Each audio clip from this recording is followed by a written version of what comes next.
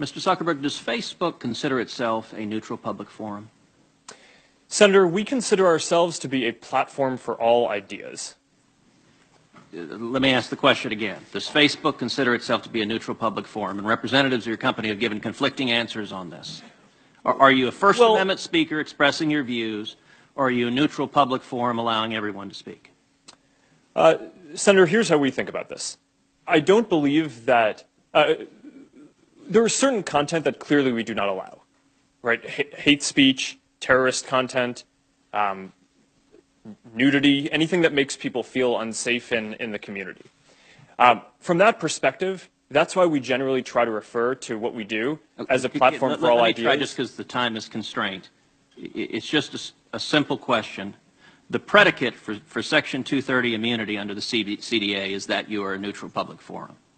Do you consider yourself a neutral public forum, or are you engaged in the right under the First Amendment?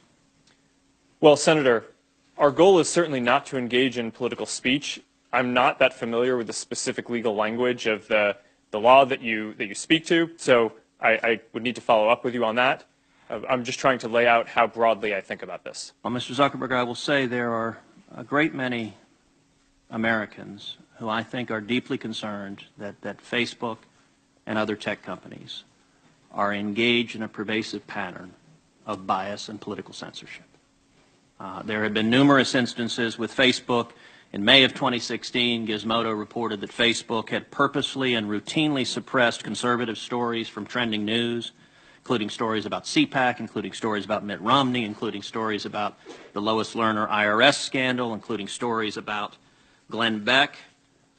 In addition to that, Facebook has initially shut down the Chick-fil-A Appreciation Day page, has blocked a post of a Fox News reporter, has blocked over 24 Catholic pages, and most recently blocked Trump supporters Diamond and Silk's page with 1.2 million Facebook followers after determining their content and brand were, quote, unsafe to the community. To a great many Americans, that appears to be a pervasive pattern of political bias. Do you agree with that assessment?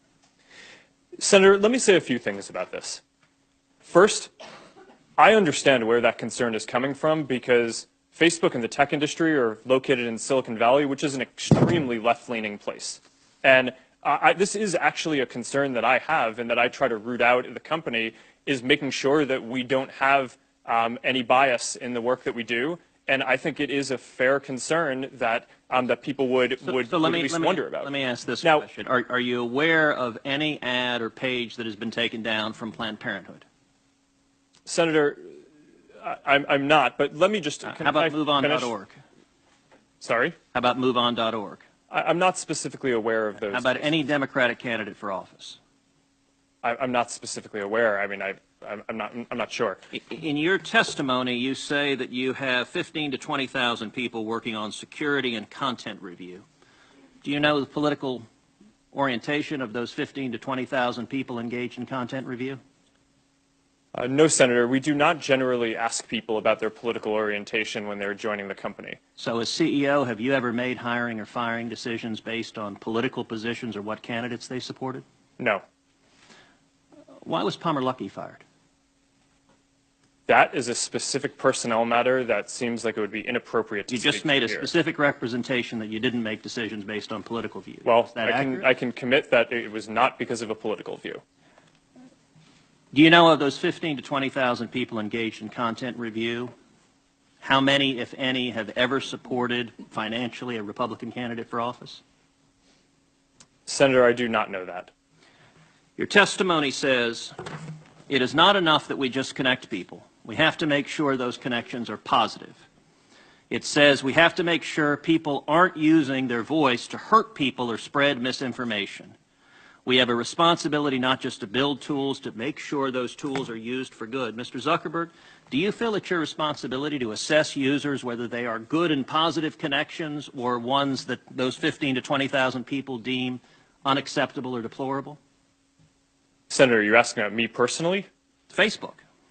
Senator, I think that there are a number of things that we would all agree are clearly bad. Foreign interference in our elections, terrorism, self-harm. I'm talking about censorship. Oh, well, I think that you would probably agree that we should remove terrorist propaganda from the service. So that, I agree, I think is clearly bad activity that we want to get down, and we're generally proud of how well we do at that. Now, what I can say, and I do want to get this in before the end here, is that I am very committed to making sure that Facebook is a platform for all ideas. That is a very important founding principle of what we do.